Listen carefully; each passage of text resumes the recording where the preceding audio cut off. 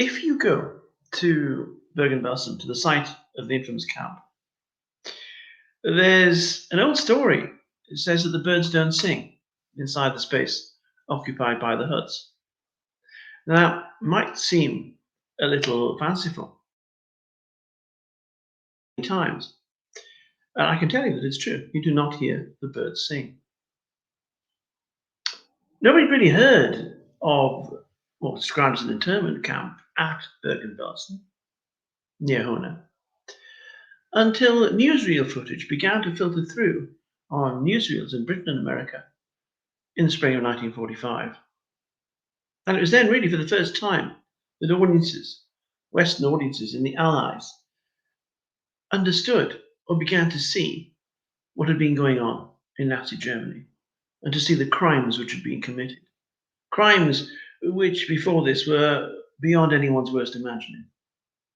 If anyone needed to know why we were fighting the Nazi regime, the footage from Bergen-Belsen was more than enough to tell the story. One of those journalists, BBC journalists, who was first into the camp was Richard Dimbleby, and he left us a pretty startling eyewitness account of what he saw, and nobody had expected this. Here, over an acre of ground, lay dead and dying people. You could not see which was which. The living lay with their heads against the corpses, and around them moved the awful, ghastly procession of emaciated, aimless people with nothing to do and no hope of life, unable to move out of your way, unable to look at the terrible sights around them. Babies had been born here, tiny, wizened things with no hope of life. A mother, driven mad, screamed at a sentry to give her milk for her baby. As she approached the man, she thrust a bundle into his arms, and when he opened it up, he saw the baby had been dead for days. The woman ran off screaming. I had the privilege of interviewing a number of those who were first into this camp, and they came from the 113th Light Anti-Aircraft Regiment of the Royal Artillery, which had previously been the 7th Stone Light Infantry Battalion, and I therefore knew quite a few of these men. And one of them, the battalion adjutant, Captain Andrew Paris, left a detailed memoir of the battalion's time in the camp at Bergen-Belsen, which is one of the best eyewitness accounts of what was going on there from a rescuer's point of view that we have. Now, the story of Bergen-Belsen actually begins before the Second World War, in the late 1930s. The buildings which would be used as part of the camp were all erected to house transient workers. Nothing sinister in this at all. It was simply a labour camp, a camp where workers stayed whilst they were working on the construction of the new Panzer barracks, which are still there, still actually used by NATO, believe it or not. And then, in 1940, once France and Belgium had been knocked out of the war, the camp was converted into a straightforward POW camp for French and Belgian prisoners. Now, it wasn't a death camp, it was a concentration camp. But even so, by the end of 1942, 16,000 inmates, French and Belgian prisoners of war, had all died from exhaustion, malnutrition, and disease. 1943, it came under the aegis of the SS as part of the concentration camp system. Now, it was unique at this point because Heinrich Himmler, head of the SS, planned to use the camp as a storage facility for a prized commodity. This commodity were wealthy Jewish citizens, most of whom had dual nationality, often American. And Himmler was keeping these people as a kind of insurance policy. An insurance policy that if the war was lost, and from 1943 it looked increasingly inevitable that it would be, he would use these people as bargaining chips, effectively to buy his way out of the consequences. But events very quickly overtook him. By the end of 1944, the war was going so badly that many of the concentration camps in the east had to be abandoned because they were about to be overrun by the Russians. Indeed, of course. We remember Holocaust Memorial Days, the 21st of January, when the Russians liberated Auschwitz. Consequently, over that winter and into 1945, thousands, tens of thousands of prisoners were moved from the east to the west, to Bergen-Belsen. And these prisoners began to crowd into the facilities. Very soon the camp had 50,000 people in it, far more than it was ever designed to hold. And the whole system began to break down. The commandant at the time was Hauptsturmführer Josef Kramer, who had served his apprenticeship in horror at Auschwitz. He was assisted by a surgeon, so-called, Dr. Klein, and a whole team of seriously unpleasant warders, including some notorious women Nazis, Johanna Neumann and Ilse Koch. Much of the security on the site was provided by Hungarian auxiliaries, as well as a hardcore of SS. As things broke down, as matters began to deteriorate, Kramer lost control of the situation. And typhus, which was still the great nightmare of armies and populations even in 1945, appeared in the camp. And Kramer and the Germans simply realized they could no longer control the situation. Indeed, they no longer tried. People were dying in large numbers every day, and there was a risk that the contagion would spread out beyond the camp. British were already advancing into North Germany. And in the middle of April, a delegation from the Panzer barracks, in their immaculate, gleaming riding boots and pressed jodhpurs, met English officers from 21st Army Group under a flag of truce. And they said, rather disingenuously, that there was an internment camp up ahead at this place called Belsen, which nobody had ever heard of. And they asked if the British would accept responsibility for the camp, as the Germans could no longer maintain or deal with the situation, and that they would do so on the basis that it was in everybody's interest to prevent the spread of typhus. Now, of course, this was in everybody's interest. And so a British team was sent forward into what effectively was German held territory still to investigate this so-called internment camp. Nobody was prepared for what they saw. Those who experienced it told me that you could smell the camp 5 miles out, and that young men who had heard their fathers talking about the trenches suddenly understood what the smell of the trenches was, the smell of death and corruption and decay, a stink that would reek in their nostrils to the day that they died. They never forgot it. It's one thing we can't ever transmit by looking at films and photographs. By talking, we can't communicate the smell. And that was what stayed with them, clawing their nostrils forever and ever. What they found there was beyond horror, as Michael Benteen, who was one of the BBC team who went in, described.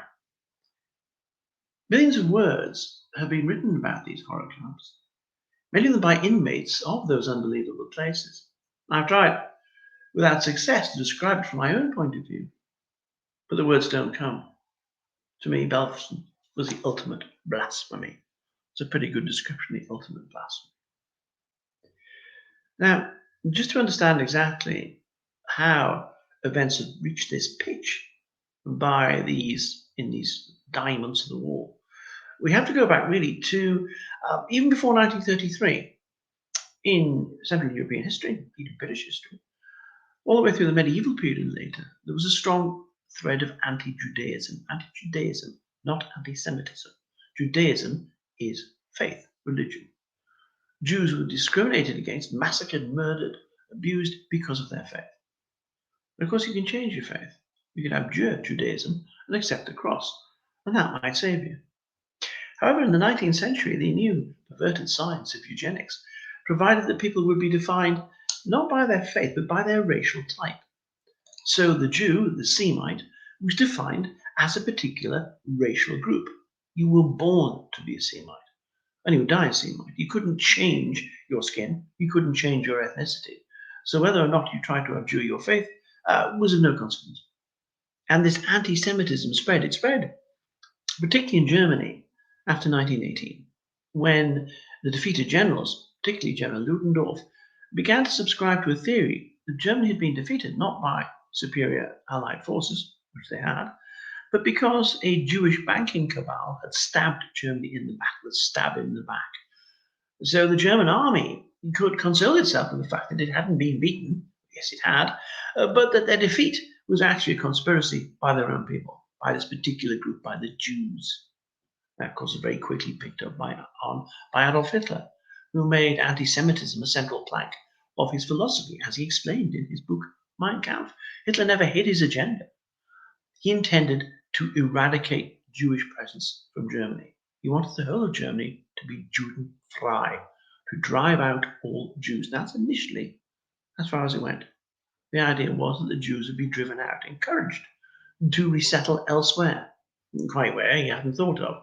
At one point, Madagascar seemed to come onto the agenda as a suitable home for the Jewish race. Gradually, after Hitler took power, he enacted a series of laws, the Nuremberg Laws of 1935, which, through legislation, excluded Jews from German civic society. Jews couldn't practice medicine, they couldn't teach, they couldn't be lawyers. All of the professions were closed off to them. Their children would have to be educated separately. There were park benches upon which Jews could not sit. There were seats on buses and trams upon which Jews could not sit. And of course, many Jews took the hint and left Germany. There were about 500,000 ethnic German Jews in 1933. Not a huge part of the population, given the total population of Germany was around 80 million. This idea that the Jews should all be murdered, this final solution, doesn't seem to have entered into Hitler's thinking until the closing months of 1941, after he had invaded White Russia, Belarusia, and of course he'd already invaded Poland, as part of Operation Barbarossa, which began in June 1941. At some point in that autumn, Hitler gave out orders, probably to Goering, that he wanted the Jews dealt with. In short, he wanted the Jews to be killed. A number of his officers, Gauleiters at least, had already begun to experiment, using carbon monoxide poisoning to kill large numbers of Jews. This technique had been pioneered in the early T4 program, which was a pre-war program aimed at getting rid of, by murder, those who were in any way physically or mentally incapacitated, simply wipe them off the population slate. By the time of the Wannsee Conference in January 1942, the policy was already established. People like Himmler, who attended the conference on Heydrich, were not there to institute the policy. They were there to carry it out. The policy had already been decided on. And this began the biggest, I would say unique, state-sponsored exercise in mass murder which has ever occurred in history. And Stalin's purges and Mao's Cultural Revolution all come pretty close. Pol Pot, the killing fields, been a few imitators.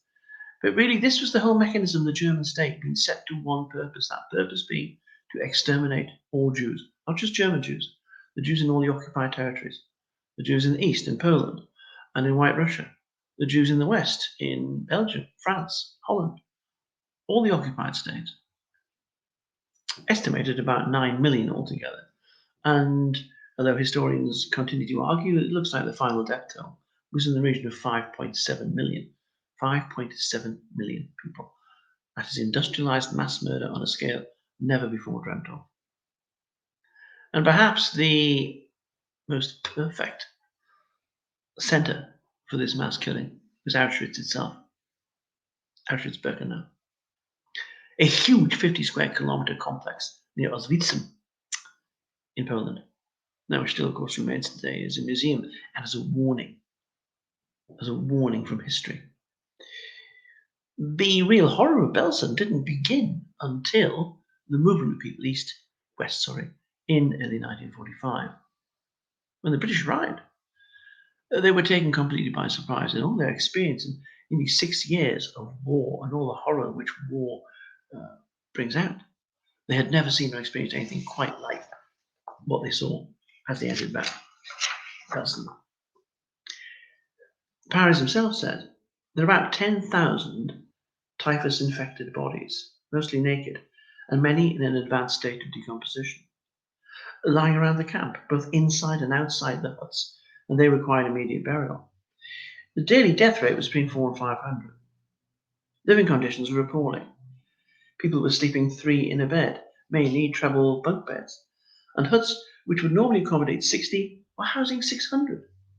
There were no sanitary arrangements, and both inside and outside the huts was an almost continuous carpet of dead bodies, human excreta, rags, and filth. British were wholly unprepared for this, and yet the response was immediate and I would say highly effective. Medical teams, of course, were brought in from the Royal Army Medical Corps. The Royal Engineers were involved to restore power to the site and to begin the process, firstly, of mass burying these dead bodies. These infected bodies had to be buried as quickly as possible. And the living, many of whom were barely living, had to be saved if possible. Many were not. The death rate continued into the hundreds for day after day after day. Those who could be saved were removed from the huts and transported to the hospital wing of the Panzer barracks, which were just up the road. German nurses and auxiliaries were made to help. The patients were washed, they were treated with whatever drugs were available, and they were put into effectively clean wards where they could begin the process of recovery. It took several weeks to process all of these people through what was called the human laundry. At the same time, all the dead had to be buried, and they were buried in mass graves using bulldozers. There was nothing particularly agreeable about it, and many Jewish historians since have criticized the British effort, saying that people should have been buried with more regard. And of course, in theory, that is correct. It's a horrible way to dispose of these victims.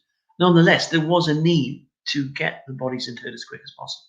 And now when you go to Belsen, there are no huts that were burned down by the DLI.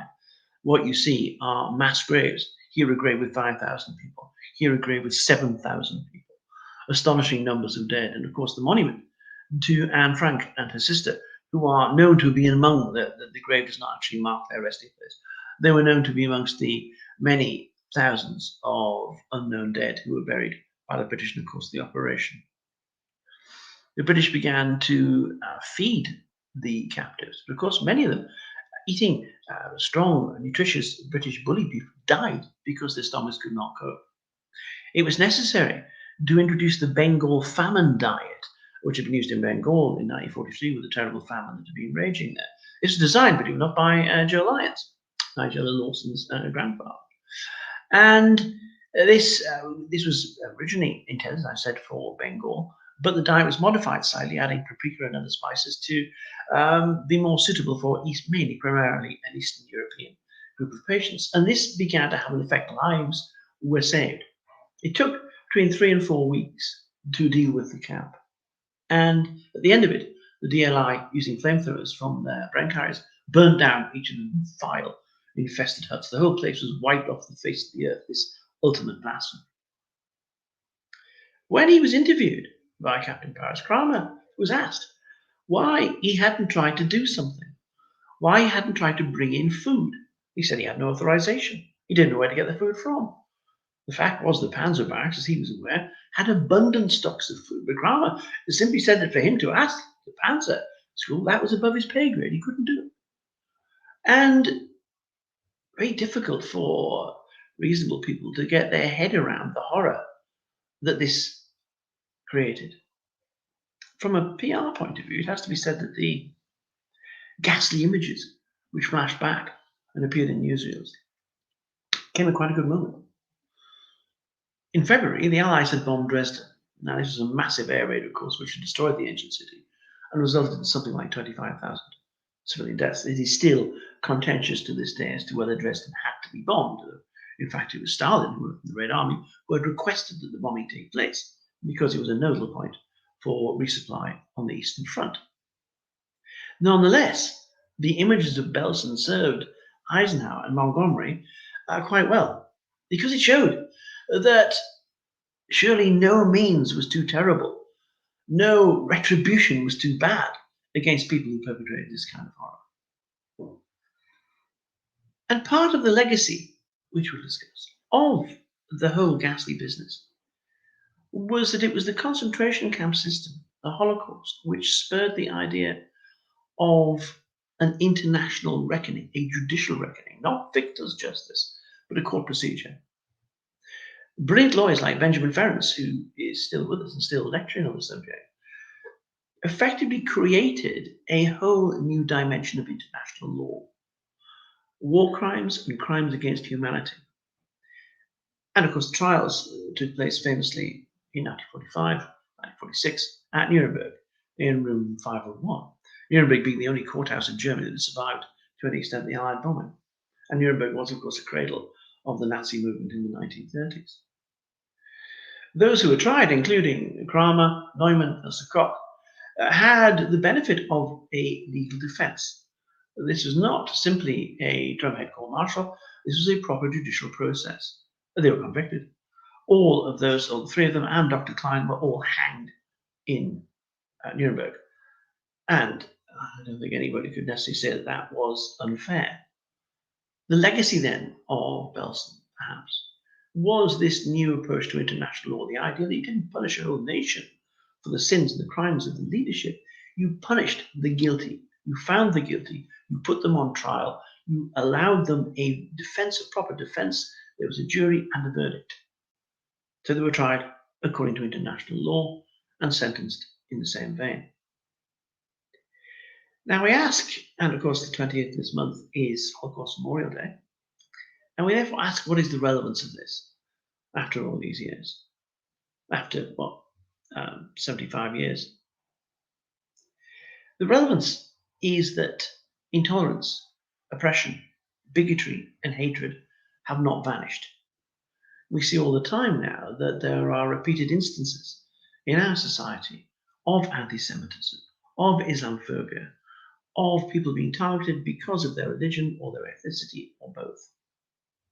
And there is the danger that if we are not alert, if we are not aware, if we do not keep vigilant, that such atrocity, such crime, such horror can re-emerge. We saw what happened in Rwanda, the genocide in Rwanda.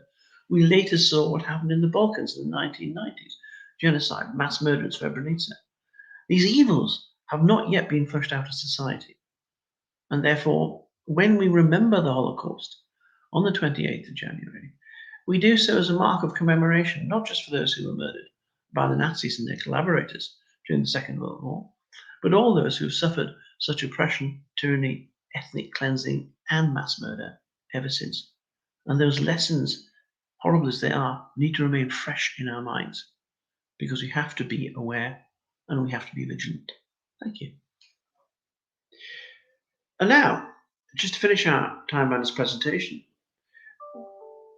my colleague is going to appear as two characters. These are first-person interpretations, and these are the actual memoirs of individuals who were involved in the Holocaust. One is a young woman who managed to escape from Germany in what's called the Kinder Transport, and the second is from a brave resistance fighter in the Warsaw Ghetto, which was attacked and razed by the Germans in 1943.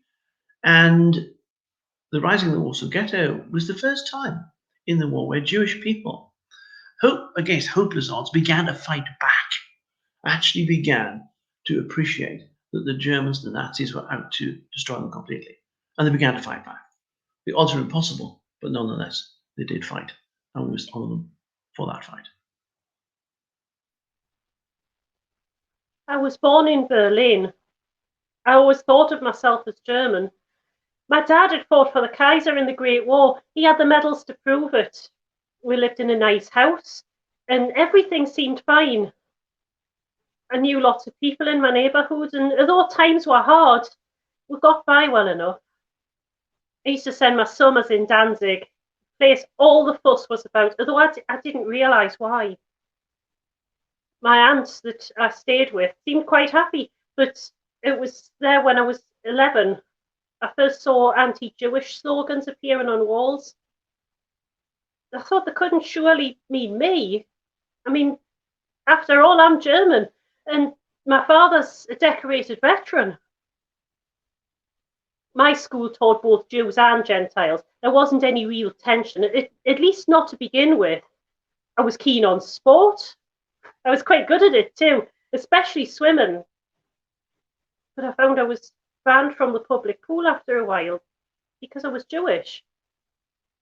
When my school put forward a team to take part in the gymnastics display for the 1936 Olympics, I wasn't allowed to take part. The next year I was expelled. Not because I'd done anything wrong, but it was all about my being Jewish. My parents had to arrange private tuition for me, and a group of other kids would have all been excluded from the state system because of our faith. At that time, I still really didn't understand it. These were the same people I'd known all my life. All that changed for good in 1938, what they now call Kristallnacht. I watched as the shops and the Jewish business burned. I saw our synagogue go up in flames in a chemist shop, and then I realised I didn't belong anymore. I wasn't classed as German. Even though we'd always lived there, even though my father had been a soldier, I was an outcast, an alien, and the people that I thought of as my friends and neighbours hated and despised us. I was a detested foreigner in my own country. We all were. The Star of David branded us as monsters and traitors, the enemy. For the first time, I heard my parents talk about fleeing from our homeland. It wasn't easy. We weren't German, but nobody else wanted us either. Worse, my father was ill now. His illnesses were caused by old war wounds, and he couldn't travel. In March 1939, my parents and I parted company. They'd arranged for me to get onto a train that was going all the way to England. I was terrified.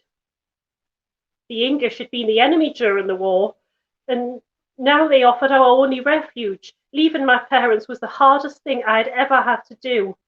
I was 14 at the time, and there were 200 of us, all children, crammed onto this train, which took days and days to cross France before we were put on a ship for England. Many of the children were dreadfully upset. They cried all the time for their parents and their families. I was just numb. My whole world was unravelling. And this appeared as the last act. We were taken to London. I stayed there for a while with some of my parents' friends who'd left earlier, and then I was placed with another family. So my own were already dead. I'm 17 now, and the war's been going on for 3 years. I'm due to start training as a nurse soon. I've never heard from my parents. It was very cold and snow was falling. It was January in the ghetto when they came for us. Snow was hard and crunching beneath your feet. We weren't the first to be taken. They'd begun moving people the previous summer. We heard dreadful stories about what happened to those people in Lithuania. We knew then what the Nazis had in store for us. A group had got together to form the ZOB, kind of resistance organisation. Not that we had much to resist with. We had no arms, no supplies, no training. The Polish resistance in Warsaw refused to help us because we were Jews. We had a common enemy in the Germans, but somehow that wasn't enough. By that September, 300,000 of us had been deported. Moving from one vision of hell to another, we knew we would die. It was just a question of how. This time we fought back. Mordecai was our leader. We harassed the SS right up there, gave them a fright. Jews who resist. For a while, they didn't know what to do. It couldn't last. We knew that, but it was intoxicating. Fighting back after all those years of torment and fear and hunger, disease, deportation, casual killings. After four days, they gave up on the deportations. It was a kind of victory, even if in reality it was just a reprieve. People began to join us. By spring, we had maybe 600 members ready to fight with whatever they had. We had very few guns. I had an old pistol that rarely works. But we made Molotovs and we manufactured homemade grenades. It's the 20th of April today, Hitler's birthday. And Himmler is making him a gift of our deaths. There's a brigade of SS attacking the ghetto. Thousands more in Warsaw itself. As soon as the Nazis attacked, hundreds more joined us, bringing whatever they had. Even once they'd seen that the SS had tanks and armoured cars, flamethrowers to burn us in the shelters. They had machine guns and rifles. They had heavy guns and as many grenades as they could use.